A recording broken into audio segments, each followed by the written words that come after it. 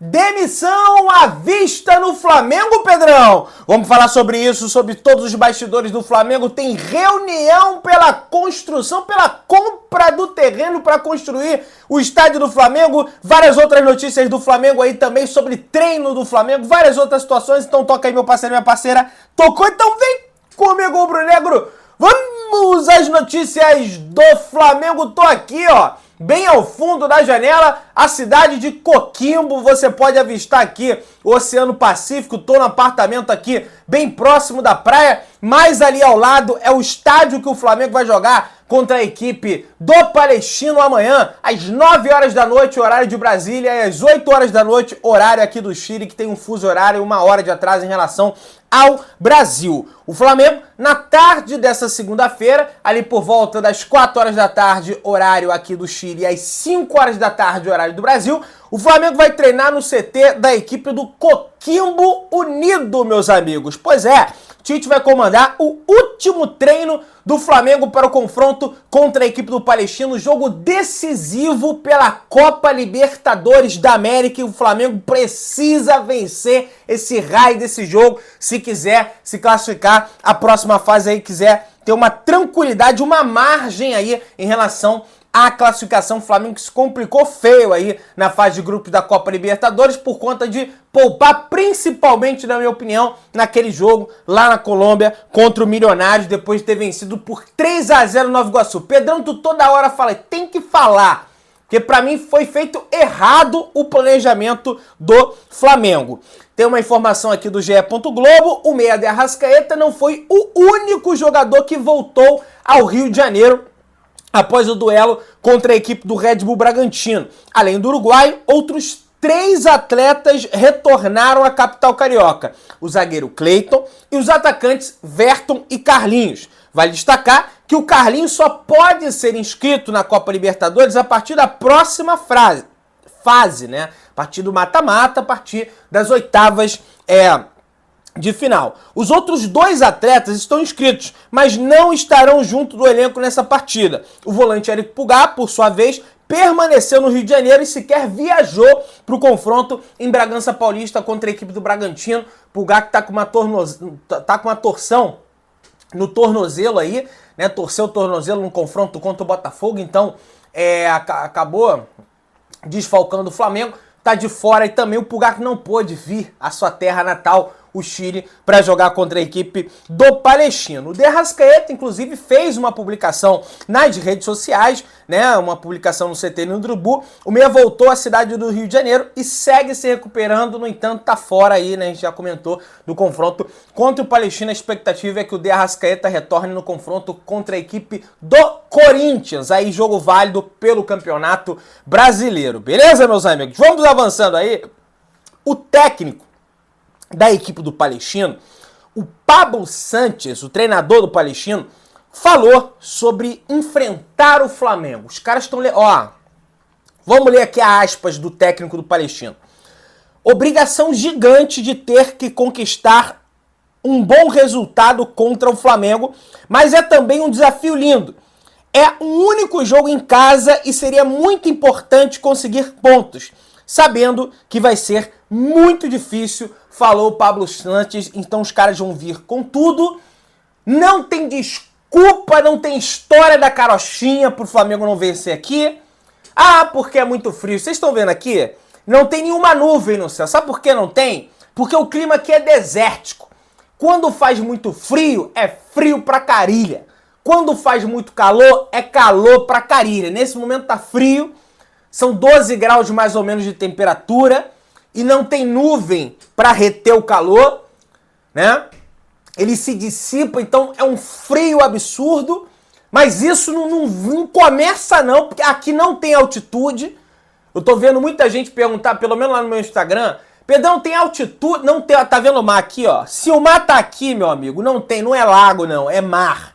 Tem mar aqui, é nível do mar, então tem oxigênio para esses caras correrem e dar o sangue amanhã. E se não der, vocês podem ter certeza que eu vou criticar aqui no canal. E quem narra o jogo na ESPN, o jogo vai ser transmitido pela ESPN, não vai passar na Globo, tá? Então já fica ligado, o jogo só vai passar na ESPN, de repente deve ter algum outro serviço por streaming que deve passar, mas vai passar na ESPN com narração do Rogério Vaughan, às 9 horas da noite, amanhã, horário de Brasília, 8 horas da noite, horário aqui do Chile, beleza? Então, passando a régua nesse assunto do jogo entre Flamengo e Palestino, vamos comentar sobre bastidores do Flamengo. É ano eleitoral, é ano de eleição e cada vez mais os bastidores do Flamengo borbulham e ganham episódios. Olha a matéria do Diogo Dantas. UFC Flamengo. Cacau Cota ganha apoio de BAP em guerra contra a Brás e deve romper com o futebol. Diante das sucessivas aparições de Brás para responder os assuntos que lhe caberiam, Cacau indicou internamente que deve deixar o cargo, mas manter apoio ao presidente do Flamengo, Rodolfo Landim. Então, segundo a matéria do Diogo Dantas, Cacau Cota deve pedir demissão do Flamengo. Tá um clima insustentável entre o Cacau Cota e o vice-presidente de futebol do Flamengo, Marcos Braz. Não se falam, quando um viaja, o outro não viaja e vice-versa. É uma tensão terrível, é um clima azedo por uma situação que o Flamengo não tem nada a ver. Só por conta de eleição. E eu sempre falei, dirigente do Flamengo nenhum tem que se envolver com política. Tá aí, ó. Se envolveram, o Marcos Braz antes, o Cacau depois, mas tá envolvido também, tá dando pano pra manga, né? Por conta de fatores externos e que estão prejudicando o Flamengo fora de campo. Não, dentro do campo é jogador, isso aí, o jogador tá nem aí pra isso aí. Agora, fora do campo, nos bastidores, nas relações externas, eu não tenho a menor dúvida que isso tá prejudicando. Eu já dei até minha dica aqui, pega o Spindle, bota ele pra falar lá, porque o Spindle tá falante agora. Antes ele ia ali, faço das minhas a palavras do Braz e não falava nada. Agora, para não sei o que aconteceu, que ele tá falando bem. O Bruno Spindle. Tá falando bem. E aí, o Diogo Dantas traz aqui na matéria, na Gávea, as cobranças por maior representatividade nos bastidores fora de campo são crescentes. E Landim tenta exercer a função, mas delega mais ao futebol do que às relações externas. A culpa de tudo isso que está acontecendo é do presidente do Flamengo, Rodolfo Landim. Ele tinha que pegar o Braz, igual criança, pegar o Braz, pegar o Cacau e falar, que pé é essa aqui? Vão parar com a palhaçada? Porque se não parar com a palhaçada, eu vou demitir os dois. Mas não vai fazer. É impossível que isso aconteça no Flamengo. Eu não tenho a menor dúvida disso. Tá? Vamos prosseguindo. O Flamengo, segundo a matéria do Diogo Dantas, está há mais de um ano sem um representante em questões de arbitragem junto à CBF. Isso é uma vergonha, rapaz.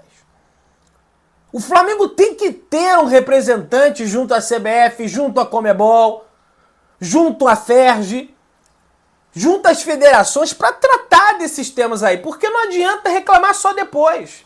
Tudo bem que reclama após o jogo, já avisando o próximo jogo, e tem que fazer isso, porque parece que esse é o modus operandi. Agora, é brincadeira, né? Vamos avançando, pessoal. E aí, apesar do Diogo Dantas trazer a informação de que o Cacau vai pedir demissão, eu até duvidei um pouco, porque não acho que nem o Braz vai baixar a cabeça pro Cacau, nem o Cacau vai baixar a cabeça pro Marcos Braz. São dois caras cascudos, o Marcos Braz até é mais cascudo que o Cacau. Aí tá aqui, matéria da Kézia, grande amiga Kézia, do Coluna do Flamengo. Cacau Cota não vai renunciar ao cargo de diretor de relações externas do Flamengo. Olha aí.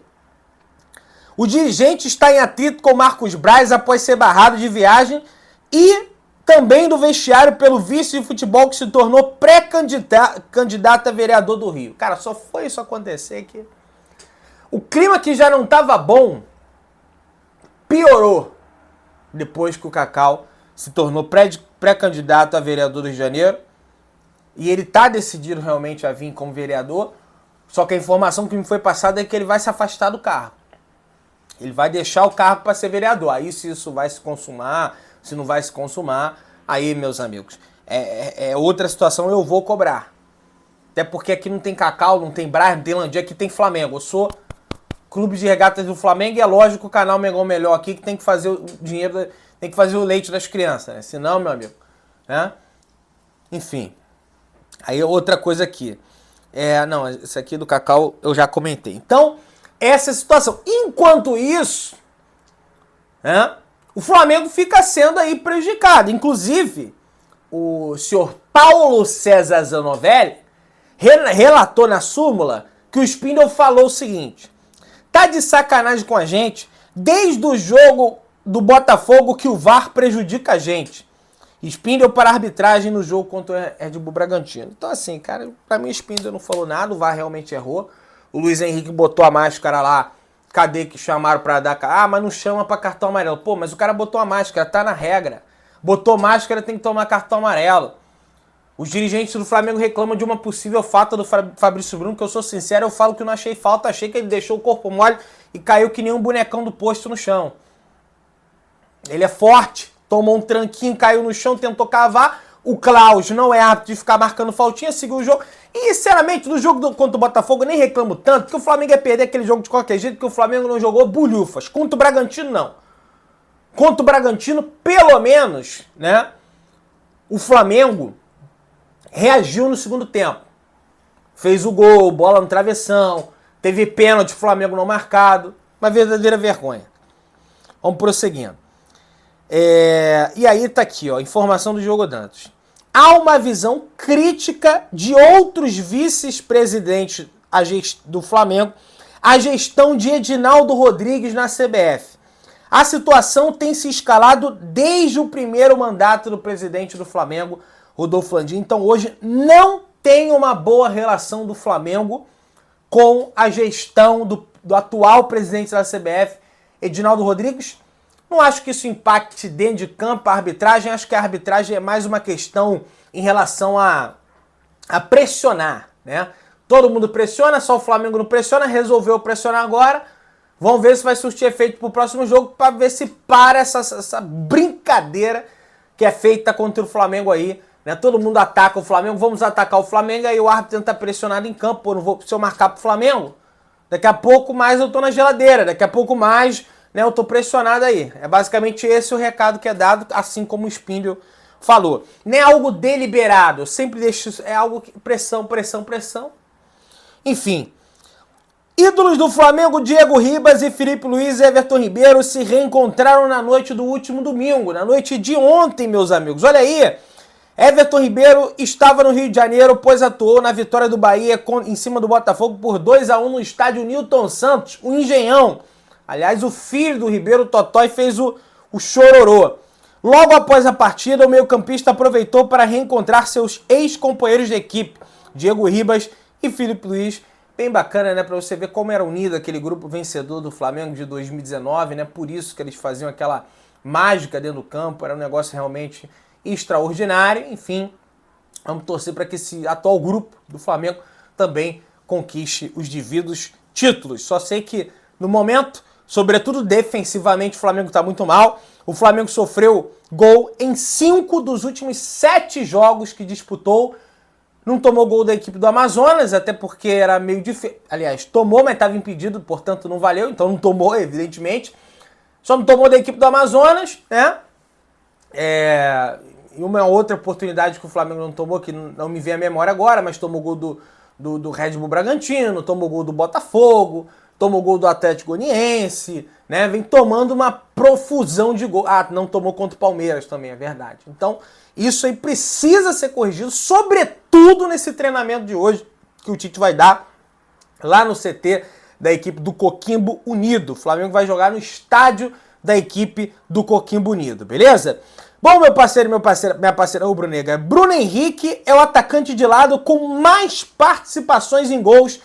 Tem 64 participações em gols de um campeonato brasileiro, desde o Campeonato Brasileiro de 2019. São 130 jogos, 106 como titular, 45 gols e 19 assistências, segundo os dados do aplicativo SofaScore. Portanto, ídolo do Flamengo com I maiúsculo e sempre fazendo a devida diferença no time do Flamengo. Outro jogador que vem fazendo bastante diferença, que deve estar em campo amanhã contra a equipe do Palestino, é o atacante do Flamengo, ponta do Flamengo, Everton Cebolinha.